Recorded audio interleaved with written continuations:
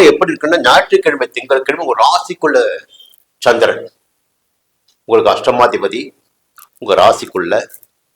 பொதுவா ஒரு தகவலை சொல்லணும்னா, ராசிக்குள் சந்திரன் சஞ்சரிக்கின்ற போது மனம் குழப்பம் அடையும், செயல்களில் தெளிவு இல்லாமல் நிலை இருக்கும், குழப்பம் இருக்கும் சொல்லுவாங்க.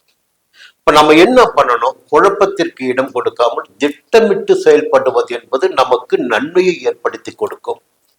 இந்த மணி நேரம் இந்த வேலை, இந்த மணி நேரம் இந்த வேலை, இந்த மணி நேரம் இந்த வேலை, முன்னாடி நோட் பண்ணி வச்சுக்கோங்க. நான் சந்திரன் வந்து குழப்பத்தை ஏற்படுத்துவாங்க. திடீர்னு வேற ஒரு வேலையை போயிடுவீங்க, இருந்த வேலை நிற்கும். அந்த 2 நாட்களும் நீங்கள் கவனமாக செயல்பட வேண்டும். செவ்வாய்க்கிழமை, புதன்கிழமை, வியாழக்கிழமை மதியம் வரை பார்த்தீங்கன்னா சுபிட்சமான நிலை இருக்குங்க. கையில பணப்பழக்கம் இருக்கும், கொடுத்த வாக்கை காப்பாற்ற முடியும், குடும்பத்துல நிம்மதி இருக்கும், குடும்பத்தினரும் உங்களை புரிந்து கொள்வார். அதன் பிறகு வியாழக்கிழமை மதியம், வெள்ளிக்கிழமை, சனிக்கிழமை உங்களுக்கு யோகமான நாட்களாக இருக்கும். கையில பணப்பழக்கம் இருக்கும், எடுத்த வேலைகள் எல்லாம் வெற்றியாகும். ஒரு இடத்துக்கு வந்துடுவீங்க, அப்பா இந்த வேலையை எடுத்தோம், முடிச்சிட்டோம், நிம்மதியா இருக்கும், அப்படி ஒரு இடத்துக்கு வந்துடுவீங்க. அப்ப சந்திரனுடைய சஞ்சாரம் இந்த வாரம் பெருமளவில் உங்களுக்கு சாதகமாகவே இருக்கு. முதல் 2 நாட்கள் மட்டும் குழப்பத்திற்கு இடம் கொடுக்க வேண்டாம். என்ன காரணம்னா, புதன் 9ஆம் இடம் சஞ்சரிக்கிறார். அப்போ இயல்பாக மறதி வரும் உங்களுக்கு. இந்த மறதிக்கு இடம் கொடுக்காதீங்க. ஒரு பிளானா இருங்க, திட்டம் போட்டுக்குங்க. இந்த நேரம், இந்த நாள், இந்த வேலை.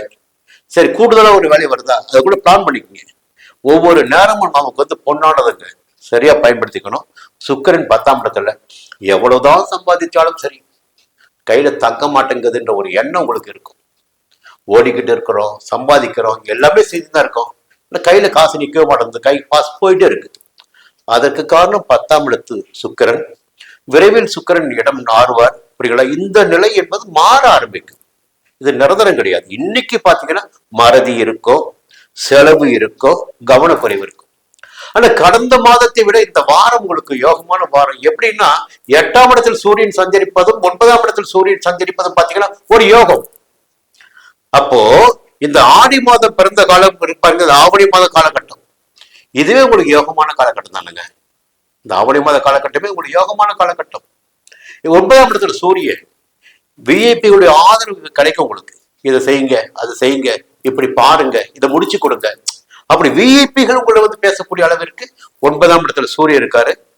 அப்போ கவனக்குறைவுகள் ஏற்பட்டாலும், செலவுகள் அதிகரித்தாலும், ஒரு பக்கம் ஆதாயமும் இருக்கிறது.